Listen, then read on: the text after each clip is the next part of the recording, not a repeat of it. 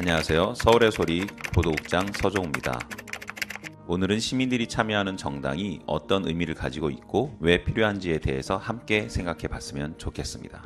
미통당이 비례위성 정당을 세우고 현재의 선거제도 하에서 비례의석을 독식할 거라는 선거 예상 시뮬레이션이 나왔습니다. 참여연대에서 만든 의석수 계산기를 돌려본 결과로 이건 시민 개개인이 제대로 투표하는 방식으로는 도저히 극복할 수 없는 수학적 진실입니다. 여기에 위기의식을 느낀 시민들이 여러 단위에서 정당을 만들 움직임을 보이고 있습니다. 개개로 만들어지는 정당들의 힘을 나눠줄 시간과 여력이 없습니다.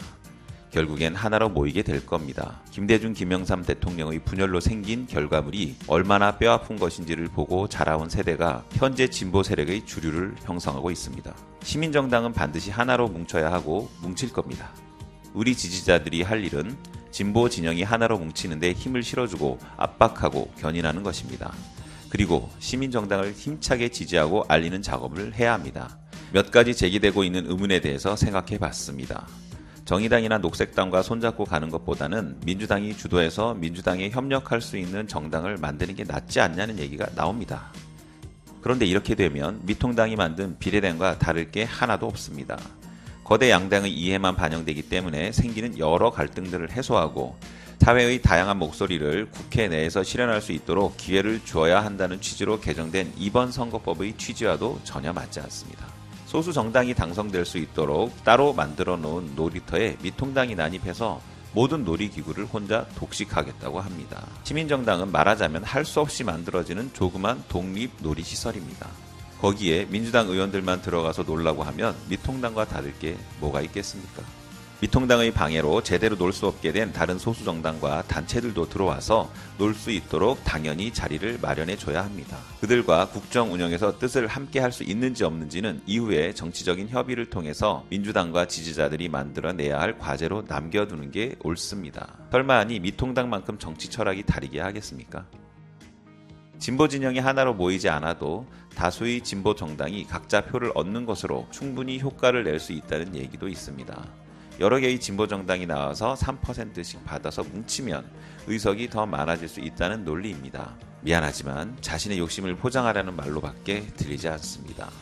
이런 취지가 살아날 수 있는 상황이라면 시민정당을 만들자는 얘기가 애초에 나오지도 않았을 겁니다.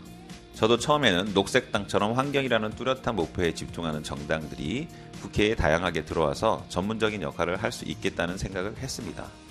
그런데 앞에서도 말씀드렸다시피 미통당의 위성정당으로 인해서 그런 가능성은 이미 막혀버렸습니다. 게다가 이상적인 형태로 각 정당이 어떻게 표를 배분합니까? 여러 진보 정당이 나와서 유효한 최저 득표율 3%씩을 얻지 못하고 그 미만으로 표가 갈라져 버리는 표들이 많이 생길 가능성도 있습니다. 미통당이 아니었다면 그마저도 의미 있는 경쟁이라고 생각할 수 있습니다. 하지만 지금은 그렇게 한가롭게 생각할 때가 아닙니다. 4월 15일 총선까지 시간이 얼마 남지 않았습니다.